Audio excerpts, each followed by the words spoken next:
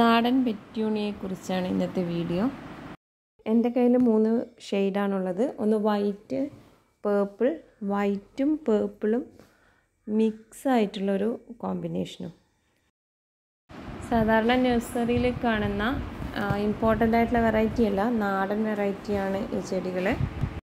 ഇനി ഇതിൻ്റെ കെയറിനെ കുറിച്ച് പറയാം. ഏറ്റവും പ്രയോറിറ്റി സൺലൈറ്റിനാണ്. 5 to 6 hours ഡയറക്റ്റ് സൺലൈറ്റ് കിട്ടുന്ന സ്ഥലത്ത് വേണം ഈ ചെടിയെ പ്ലേസ് ചെയ്യാൻ. പറ്റുമെങ്കിൽ ചെടി രാവിലെയും വൈകുന്നേരവും നനച്ചു കൊടുക്കുക.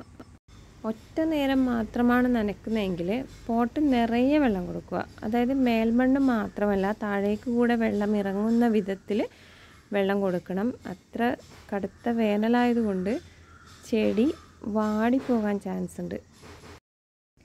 സൺലൈറ്റും വെള്ളവും കഴിഞ്ഞാൽ ഇനി അടുത്തതായി പറയേണ്ടത് അതിൻ്റെ പോട്ടിംഗ് മിക്സിനെ കുറിച്ചാണ്. എന്തെങ്കിലും കുറച്ച് ജൈവവളവും കൂടി ചേർത്ത് കൊടുത്ത ഒരു പോട്ടിലേക്ക് ഇതിനെ മാറ്റി നടുക. വാങ്ങുമ്പോൾ ഇത് ചെറിയ സാപ്ലിംഗ് ആയിരുന്നു, അതിൻ്റെ വലിയ പോട്ടിലേക്കാണ് ഞാൻ മാറ്റി നട്ടത്. ഹാങ്ങിങ് പോട്ട്സിലും നടാം. കൊക്കോപിറ്റ് ചേർത്ത പോട്ടിംഗ് മിക്സ് ആണെങ്കിൽ മഴക്കാലത്ത് പെട്ടെന്ന് ഇത് ചീഞ്ഞു പോകും. ഇതിൻ്റെ റൂട്ട് അഴുകിപ്പോകാനുള്ള ചാൻസ് കൂടുതലാണ്. മഴക്കാലത്ത് മുഴുവൻ മഴയും കൊള്ളുന്ന തരത്തിലാണ് ചെടി വെച്ചതെങ്കിൽ അത് ചീഞ്ഞു പോകും. അതുകൊണ്ട് മണ്ണും ഇത്തിരി സാൻഡും ചാണകപ്പൊടിയൊക്കെ ഇട്ടിട്ടുള്ളൊരു പോട്ടിംഗ് മിക്സാണ് ഇതിന് നല്ലത്. മഴക്കാലമായാൽ ഇതിനെ മഴ കൊള്ളാത്തിടത്തേക്ക് മാറ്റി നട്ടു കൊടുക്കുക.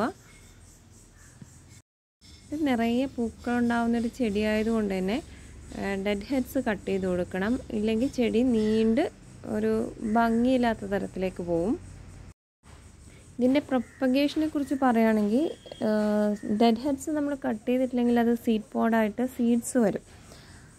അല്ലെങ്കിൽ ഇതിന് നേരിയ സ്റ്റെമ്മ് കട്ട് ചെയ്ത് മാറ്റി പ്ലാന്റ് ചെയ്ത് കൊടുക്കുക.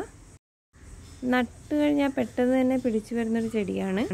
ഇനി റെഗുലറായിട്ട് വളം ചേർത്ത് കൊടുക്കണോ എന്ന് ചോദിച്ചാൽ കിച്ചൺ വേസ്റ്റൊക്കെ തന്നെ ധാരാളമാണ്. ചായപ്പിണ്ടി, എഗ് ഷെൽസ് അല്ലെങ്കിൽ ഒനിയൻ പീല് ഇതൊക്കെ ചേർത്ത് കൊടുത്താൽ മതി. മഴക്കാലത്താണ് ഇത് ചേർക്കുന്നതെങ്കിൽ വേര് ചീഞ്ഞു പോകാനുള്ള ചാൻസ് കൂടുതലാണ്. ഇത്തരം വളങ്ങളൊക്കെ ജൈവവളം ഉൾപ്പെടെ വേനൽക്കാലത്താണ് ശരിക്കും ആപ്ലിക്കബിൾ ആയിട്ടുള്ളത്. ഇതിന് പ്രൊപ്പഗേറ്റ് ചെയ്യാൻ ഏറ്റവും തടിയുള്ള കമ്പൊന്നും എടുക്കണമെന്നില്ല. ഏറ്റവും അഗ്രഭാഗത്തുള്ള ചെറിയ കമ്പെടുത്ത് മാറ്റി പ്ലാന്റ് ചെയ്താൽ നന്നായിട്ട് മുളച്ച് വരുന്നത് കണ്ടിട്ടുണ്ട്.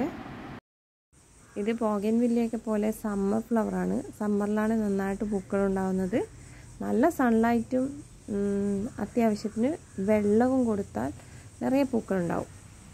സൺലൈറ്റിനും വാട്ടറിനും കോംപ്രമൈസ് കൊടുത്തിട്ടില്ലെങ്കിൽ നിറയെ പൂക്കളുണ്ടാവും എന്നതിൽ ഗ്യാരണ്ടിയാണ്. So happy gardening. Thanks for watching.